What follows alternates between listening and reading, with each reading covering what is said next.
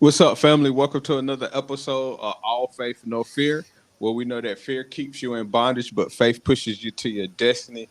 I'm your host, Rodney Footman. Today, I have a very special guest. His name is Zach Frazier. How you doing today, man? Good, Rodney. How are you? I'm doing good. It's another day. I'm amongst the living, so that's always good. That's always good. So I do know that you are a guest coordinator on Men After God podcast. So if you could tell me a little bit about what is Men After God podcast, what's that all about? So it's geared towards other Christian men, not necessarily pastors or people in ministry, just anybody that identifies as Christian and is a guy. And it's all about helping men grow in five key areas. That's your Christian walk, family, um, investing in others, investing in yourself, and rest. And so we have guests on that speak to one or two areas in our podcast and just give some great insight. Men all over the different kind of businesses. We have pastors come on, business owners come on, fitness coaches, all kinds of guys that come on that can just speak to one of these areas to help us as men grow in an area of weakness. Understandable. So with those five areas, you name five areas. What are or if there are any multiple areas, what are or I would say what is the main area that you feel you need growth in? Probably rest because it's easy to have a day off, but it's not easy to have a restful day off. It's Mm, like we always use our day off for like chores around the house, or we have errands to run, or hey, it's my day off. I'm gonna go to the doctors or whatever. That's what I mainly do. Is if I have a day off, that's where I book all my stuff. So it's like work, day off, but it's not really a day off because I'm going to the doctors, and then I need to go to the store and get this, and then I need to take care of all this, and then I'm helping somebody with another project that they also have a day off, and so mm, it's that, and then go right back into work, and it's just like, man, I didn't really rest at all. Like it's work, and then different kind of work, and so I would say that's probably the biggest area because it's also easy to sit around, but that's also not really rest. You know what I mean? sure. It's like you just getting some peace and quiet, and for me, that's getting out into nature, either the Mm, beach or going to the park or something like that, and just sitting there and just taking it all in. very true. And for me, like my day off, if you got a wife like mine, she got a list of chores for Yeah, the you to honeydew do list. Yeah, it. And I'm like, wait a yeah, minute, it's my day off. Like I ain't doing right. nothing. But so like, I know you say you like going to like different areas for rest. Like what does that rest do for you when you actually do get the rest that you need? So the key thing between just hanging out and actual rest is recharge. You know Mm, what I mean? Like sitting around the house is like good. It allows your body to just relax. But if you're not recharging, then you're not really resting. And so for me, it's like one ways, and it's kind of weird. It's just the way my mind works. Is that if I'm driving and I'm listening to a book or a podcast or something else like that, that recharges my batteries. Even mm, though like I'm driving and stuff, it's like if I can or even if I'm at the park and I'm just listening to something and just sitting there and just relaxing, but also getting like feeding myself spiritually. So sure. that's how that's how I get my rest. Yeah. I need to find a way for me to get rest because I haven't really. I'm about like you, like on my days off, I'm Yeah. I'm doing something. You know what I'm saying? Hmm. I might think it's rest, or I might just sit down and what I'm saying, watch TV or something like that. But like you said, that's not really true rest. Like you Right. just sitting there, and it's like after my day off, I'm more tired after my day off than if I was Right. actually working. So man, Yeah. that yeah. Go ahead. I would say the biggest detriment is in the American society we look at rest negatively. Mm. because we have like society kind of has this overhanging pressure that we always need to be doing something. And so especially in the Christian world, you have pastors that just work themselves because of this kind of negative um, uh, just outlook where we always have to be doing something, we always have to be productive, and if we're not, then we're lazy and we're just no good and all this other stuff. And in reality, it's 100% not true, because you see in the Bible multiple times in leading up to Jesus going into Jerusalem during the final week, Jesus is resting. Yeah. He's going up, like before he was taken, he was up in the mountains resting By and himself. praying. Yeah. And it's funny because it's like, I mean, I wouldn't necessarily say it's just an American thing, but it's definitely like a, if you're not working, then you're lazy and good for nothing, and I'm moving on to the next person. That Mm. kind of thing. And so that's a huge detriment to rest, because rest is the exact opposite. We need to just be stationary, or however your body, your mind recharges, because different personalities, introverts, extroverts, we all recharge in different ways. But we need to find that spot where we can just come and rest, and just all of those pressures to get something done goes away. Mm. Because what we do is that we make our rest, like we turn a rest day into a work day by having a to-do list of how to rest. And so it's like, all right, cool. I slept until 9 o'clock. All right, get up. All right, now, I read my book. All right, now time to do the next thing. And it's like, it's pretty much like, just work part two with the, I need to achieve all this stuff. When it's reality, it's like, let's just sit back, enjoy the presence of the Holy Spirit and the Lord, and just say, you know what? I'm just going to take it easy today, and just not even get worked up over nothing, and just relax. Very true. I had a pastor use an analogy of like an electric car. Like electric car can only go so far before it needs charging, and when it's charging, it's stationary. Like it does not move when it's getting charged until it's fully charged, and then it moves. And I feel like, with us people, that's what we need to do, be stationary. And definitely for pastors, and I could see like how some pastors will feel like if they not doing, like you said, if they not doing enough, like they're not doing nothing at all. Because Yeah, with you being a pastor, you got people reaching out to you, people exactly. looking up to you. You gotta prepare for Bible study, prepare for your Sunday sermon. So like it's hard.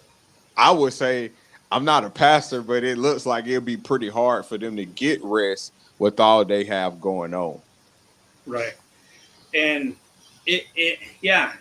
So Dustin Alley, the gentleman who hosts the Men After God podcast, his personal story is that, like, because he's a pastor out here in Connecticut, and his personal testimony is he got so inundated with work and being the pastor and being the husband and being the father and all this other stuff that it made him physically sick, to the point where it's Mm, like, all right, what's going on? And it's, oh, well, I'm taking on all this stuff and I'm not resting. wow. And so I also heard another story of another pastor who pastored out in Vegas, planted a church. So it was like day one, he was there growing and outreach and all that stuff. And he's originally from the South. And so their kind of mindset, like the normal pastor, is like, oh, they don't really work that often. Their hours in the office is like 8 to like noon, and then they're gone, whatever. And so he's like working 60-hour weeks to kind of, and it's really funny because, like, I don't think anyone's like, hey, you're a pastor and you're lazy. But he's heard other people say this about other pastors. So Wow. now he has this false impression that if he's not working, he's a lazy pastor. And so now he's working 60 hours a week. And same thing happened where he had a physical version of a mental breakdown. His body just shut down on him.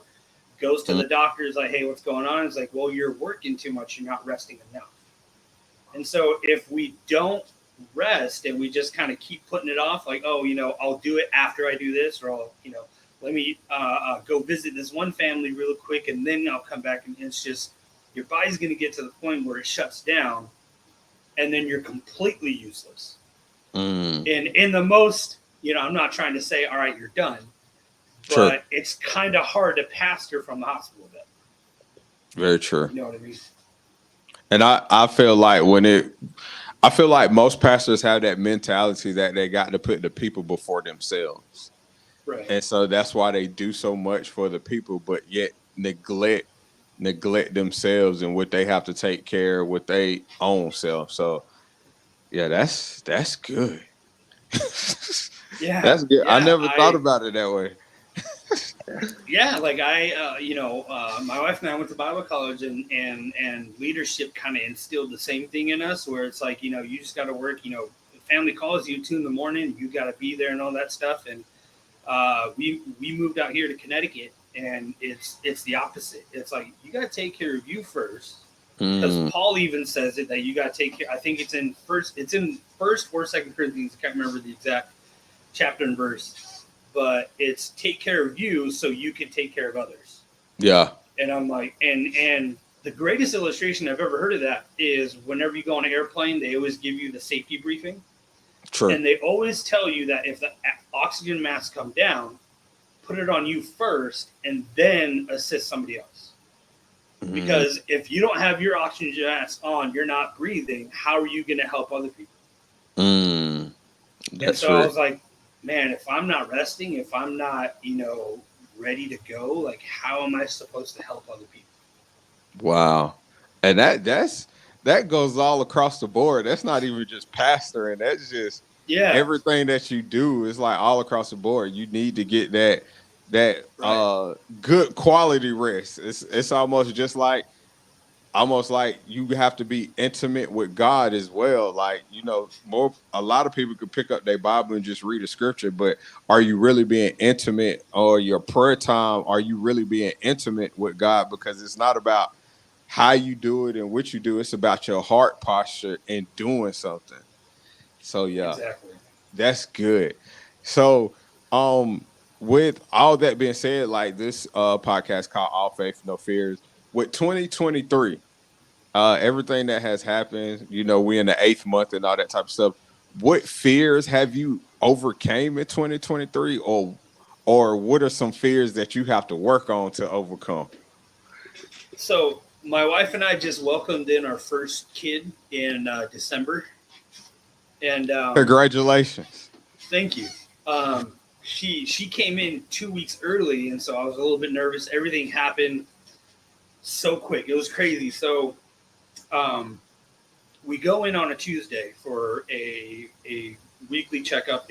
We're like 2 weeks out of her actual due date, and so the doctor's like, "All right, I want to do weekly ultrasounds just to make sure everything's good, and then delivery day comes, we're all hunky dory."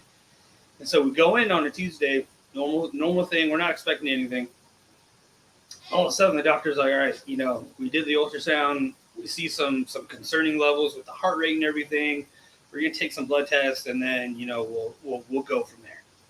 And so about an hour later, nothing. We didn't hear anything back from the blood tests, and they're like 45 minutes with the results. And so like once an hour hits, I'm kind of like, all right, something's up. We're not leaving like in at least a couple days. Like, I think we're gonna be here for a little bit.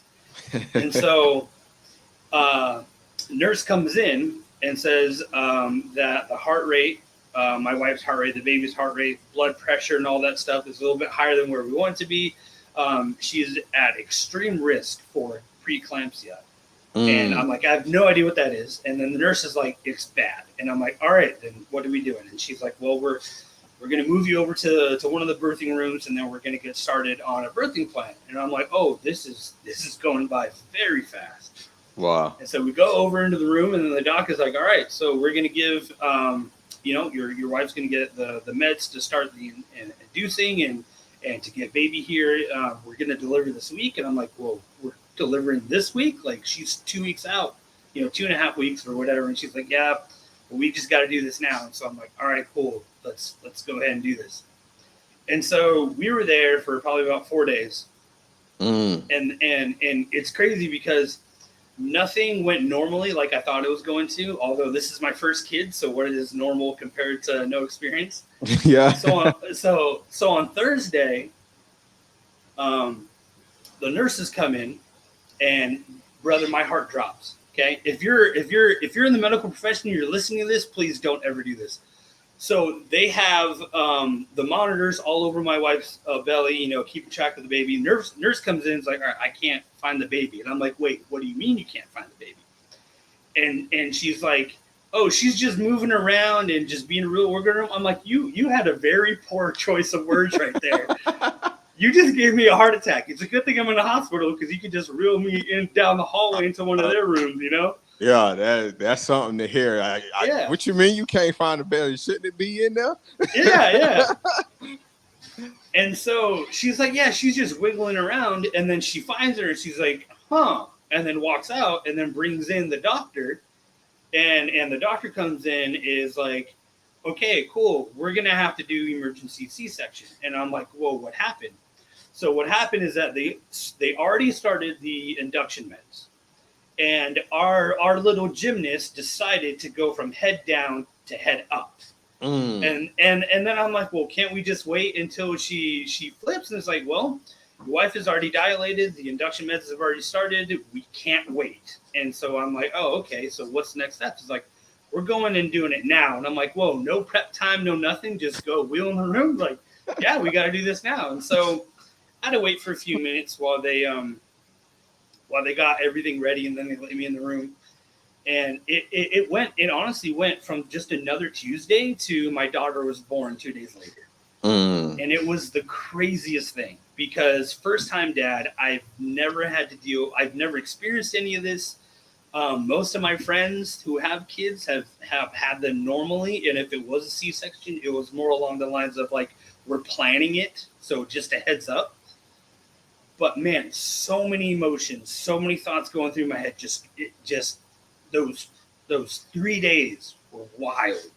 Mm. I Because can I'm like, man, like so many things could have happened, but then she was born only a couple weeks early, so technically she wasn't a preemie. Um, I missed her birth weight by an ounce. I was like, she's gonna be 5.5, and then the nurse is like 5'9", and I'm like, oh, so close. understand. But it was wild. It was a really crazy roller coaster of emotions. And the first couple months, I was like, honestly, that would probably be the biggest fear. Is like for the first couple months, I was honestly worried something was going to happen. Just Mm. at a moment, like sleeping was really hard because of anxiety and fear.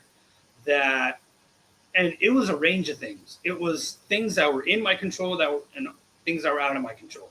Mm. Did I swaddle her right? Is she warm? Is because we're in Connecticut, it's cold winters, and so I'm like, is she warm enough?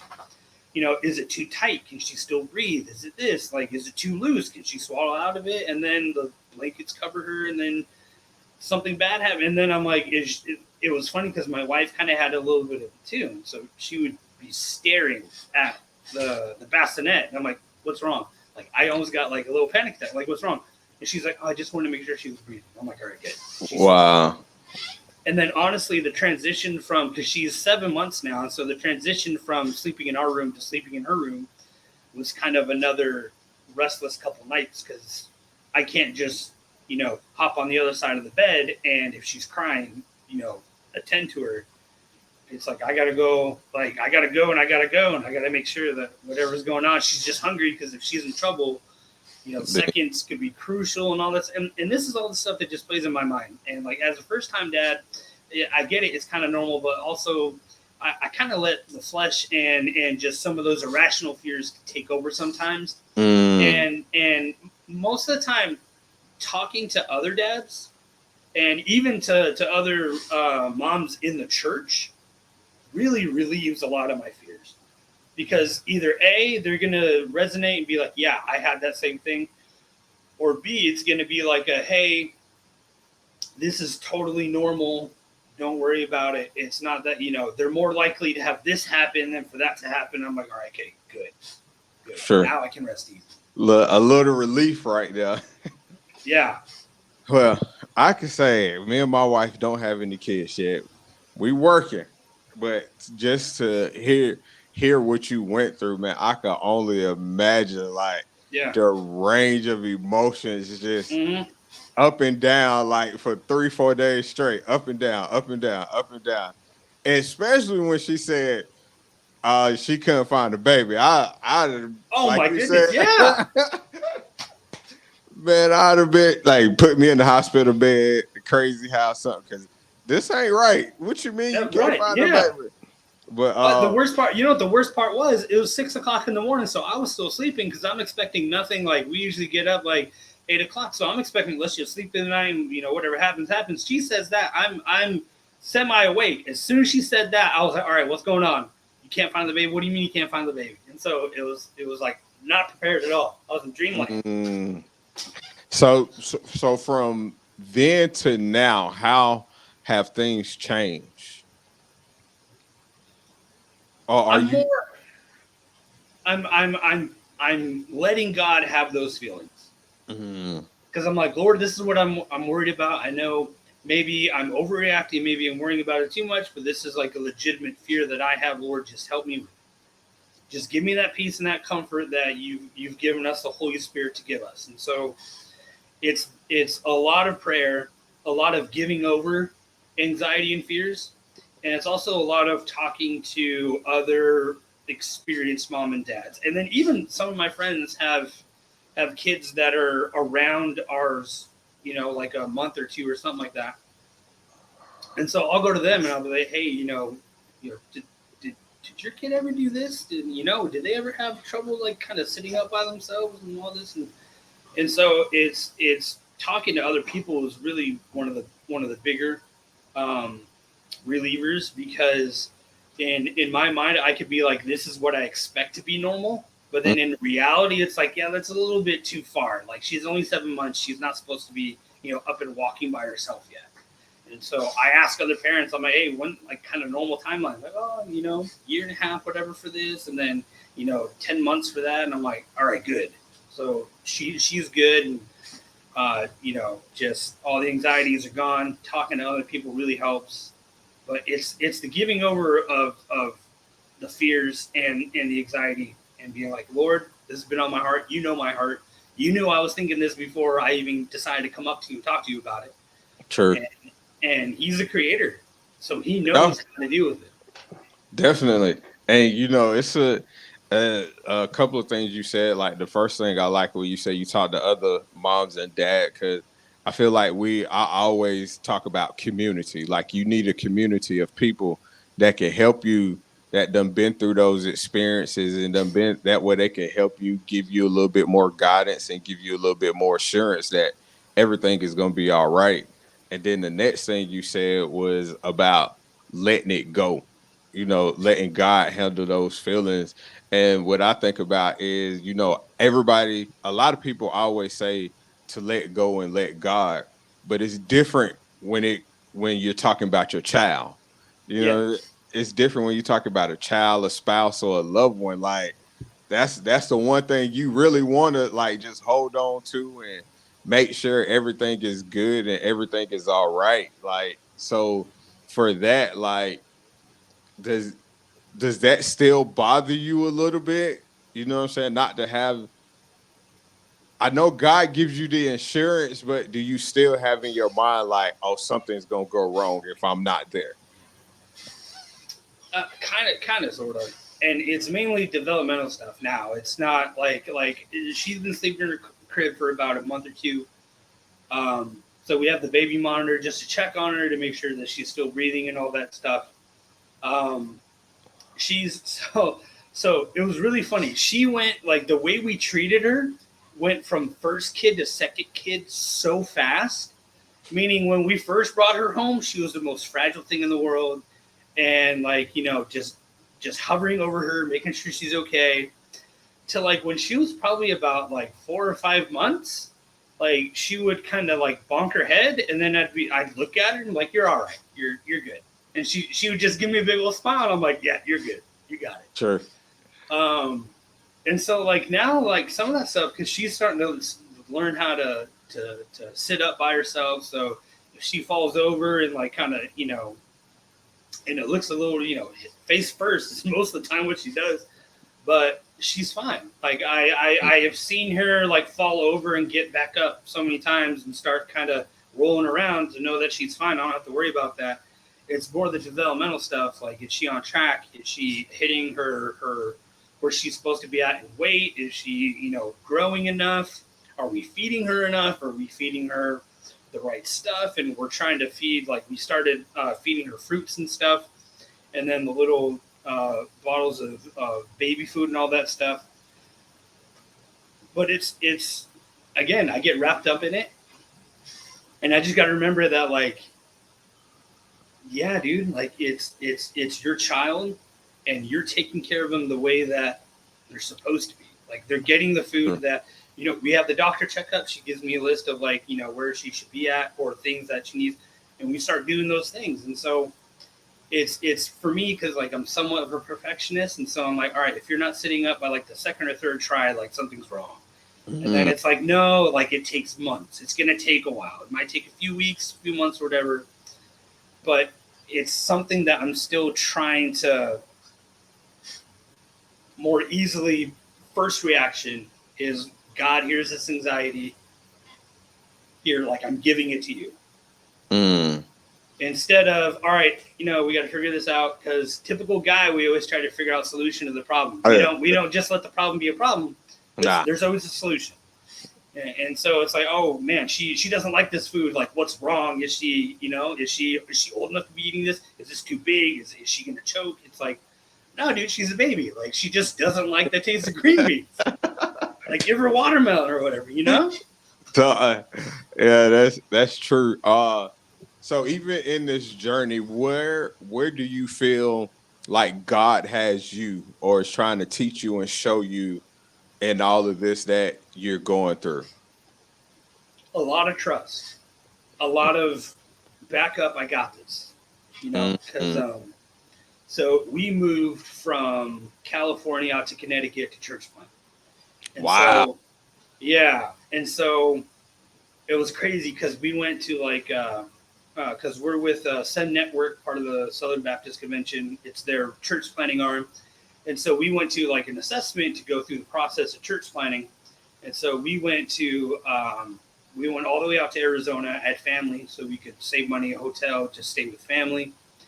And then it was a 2 or 3 day process. Drove back, and then, like, the 3-4 days later, found out that we're pregnant with our first. This was all March of last year. No, sorry, May of last year. And so we're like, oh, we're pregnant. Like, whoa, like, we've been really trying for a baby, and now we're having one. It's like, this is crazy. And then the week after that, we got the green light to go plant churches in Connecticut all the way across the country. And then 2 months after that, a month and a half later, a month later, at the end of June, we're driving out of California, and then July 4th, we're here in Connecticut, like, planting our roots and everything. And I'm like, this isn't just like go off to college and then come back after, when the summer's hit. You know. We are here. Like, this is where we're at. Like, we're, it's not like, we're here and then we're coming back. It's like, no, we're here. Wow. Like, we sold and got rid of a bunch of stuff. We sold my wife's car to help with some of the moving expenses, and then we got out here, and we were looking for a car for her. Got her a car, and then looking for, we got to stay with a church member while we were trying to finalize some of the housing stuff, and so we got into that. We have a 6 years old, sorry, pit bull live mix. And pit bulls aren't like the most, well-liked breeds when it comes to housing and stuff like that. And so we're like, yeah, we have a Labrador, but she's a pit mix. And, the landlord's like, well, then let's meet her. Like, let's figure this out first. I'm like, oh, okay, you're fine. She's really friendly. She's nice. And so, like, a lot of that was like, man, like, there's a lot that needs to happen, like, quick. When we first get here, it's like, all right, we need to find a doctor, like a good doctor. So we're looking for recommendations, and we get in with a great doctor, which is in the same healthcare system where we delivered, where they're like, hey, we kind of need to speed this up. Um, and then I transferred out. She left her job in California, but stayed in banking, and so we we're doing that. And then it's just a lot of like, all right, our savings that we saved up to move is now gone. Mm, A little bit's back, but it's like, all right, let's build that back up. And so you're just trusting the whole time. And then the baby comes, and you're like, man, like, I don't know if it's just like a dad or a husband thing, but it's like you're always worried that you're not going to have enough money for food, diapers, and all that stuff. And so you're always like all right, Lord, I really pray that you provide. And then he provides, you're like, oh, huge relief. And so I liken this to like when I was a kid, there's times where there's like an event or something at school, like in class, like a presentation thing. And I'd always get really worked up and anxious about it because I was always afraid I wasn't going to do well. And then I do it, and it was like the easiest thing in the world. It mm, was like, oh, dude, I way overplayed how, this was going to go. true. And I feel like a lot of times when we start to kind of, and money's a serious thing, and I understand that. But there's a Very lot true. of times where it's like we really kind of ramp up how bad the situation is. God comes through, and then we're like, oh, it wasn't that bad. Yeah. And it's like, well, it was only that bad because I was relying on how I was going to fix it instead of how God can come through Very and true. take care of us. Yeah, I'm in that space right now, so I know what you're talking about. Yeah. Yeah. It's hard because it's like, again, you're the guy, so you just want to fix it. Yeah, But a definitely. lot of times it's like, well, if I step in and fix it, I'm kind of pushing God out and not letting him come through in a way that could show, hey, God's really working in our lives. Very true. Very true. Yeah, that trusting. I'm telling you, when because a lot of times we don't see what God is doing in the spiritual realm. We just see what's in front of us, and that's what makes us like, okay, like like you said, as husbands, we want to be that fixer. We want to do it. Like we got to get it done. We got to make a way. And in society has made us feel like we have to get it done too. Like the man has to come up with the solution no matter what, like Yeah. at all times. So like that's big, like you said, trusting in God, because a lot of times we think we trusting in him to a situation happen, then we realize how much we don't trust him in a certain situation. So Yeah. that is real good. I like that. That just helped me out. I'm gonna write that down. Well, I'm glad I can help you out, man. That's awesome. Yeah. So how has the culture shock been for you? I know moving from So, California to Connecticut. so it's different because I feel like I got lied to because Connecticut is part of New England, but like everybody made it out to like, oh, they're really, really closed off to the gospel. They're really hard hearted. And like Connecticut's not really like that, especially Mhm. where we're at. We're on the east side, and the east side is more conservative and more small towns. So it's really easy to just start up a conversation with people. True. And so it's not like as far as that goes, it's not what I thought it was going to be. Because in California, you could just walk up and be like, "Hey, man, what's going on?" It's like, "Oh, not much, brother. What you doing?" And just have a conversation. Out here, it's like I was afraid, like you're never gonna be able to talk to anybody. You're gonna say, "Hey, what's up?" They're gonna give you a mean look, or say some words or whatever that you probably don't want to hear on that. True. But it's not really like that. It's people are pretty friendly. They're pretty open. The church that we're a part of, that we're partnering with, our sending church, is super friendly. Like when Hmm. we got here, they were just like all open arms and just super welcoming, and even planned a baby shower for my wife, Wow. which is like I didn't even like. We've only been here for a couple months, and you guys are gonna do this. It's like wow, that's Wow. awesome. Yeah. And everyone's loved us. Like there's so many times people are like, "Hey man, I have a bunch of clothes, like baby clothes and stuff. Like, do you want them?" It's like, "Oh yeah, I won't say no to free baby Definitely. clothes." Definitely. I know that's right. Yeah, so it's a little bit different. It's different than what I thought I was gonna be dealing with. The biggest culture shock is I can't just walk down the street and go to the taqueria because there's no taquerias here. There's no Mexican taco shop. Like I can't. Like it's and even like the Hispanic food here is different because it's a lot more Dominican, Puerto Rican culture out Very here true in that than it area. is Yeah. like Mexican and Central American culture, Yeah. and it's so different. It is so different. So like I wouldn't say I'm bilingual, but I know enough Spanish to kind of get a conversation going. Sure. And it's so funny when you talk to somebody in their natural language, in a language that you are experienced in using, and then they look at you like you're dumb because because just the different vernacular from different from Dominican to Mexican to Guatemala. It's crazy because you're just like you're just saying hola que pasa, what's going on, and it's just like what. What you talking It's about? just like, yeah, what you talking about? Yeah. And then like I don't know what it is, but like a lot of the Dominicans I work with, like, it's like, hey papi, and I'm like, whoa, you can't call me papi.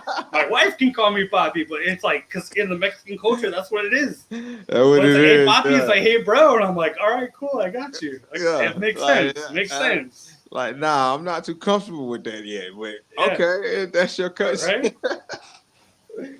But man, I thank you for coming on. I thank you for being a guest. I thank you for sharing your story, man. You added a lot of great value when it comes to this episode. I'm pretty sure there are gonna be a lot of people that listen to this and look at this and gonna be like, okay, I can relate to that person. I can relate to them. If you could like put your church name out there, how people can follow you, and anything else, any services that you provide. Okay, I got you, brother. And I'm glad that I was able to add value and everything because a lot of times when I talk, I feel like I'm just saying stuff. But hey, if it helps somebody grow spiritually, man, then I'm all about Definitely, definitely, definitely. And what's the name of your church or Facebook where people can follow you and stuff? So my Facebook is Zach Frederick, and then the church that we're currently attending is Faithway Community Church in Danielson, Connecticut, and we're getting ready to plant our own church in the spring or summer of 24. Okay. Please let me know, man. Me and my wife Yeah, would for sure. definitely come up to Connecticut and support y'all and help y'all. And if there's anything that y'all need, please let us know. We'll definitely be able to contribute and support. Because whatever I feel like this, if you're doing it for God, hey, we all are a part. So Right, that's right, my exactly. motto. Again, for the viewers and the listener, please comment, like, tag, and share. Subscribe to the channel. Anything that you liked about the episode, please comment. Anything you didn't like, please comment that as well. I'm still looking for constructive criticism Right. because I want to get a little bit better. So again, remember that fear keeps you in bondage and faith pushes you to your destiny. You all have a wonderful day.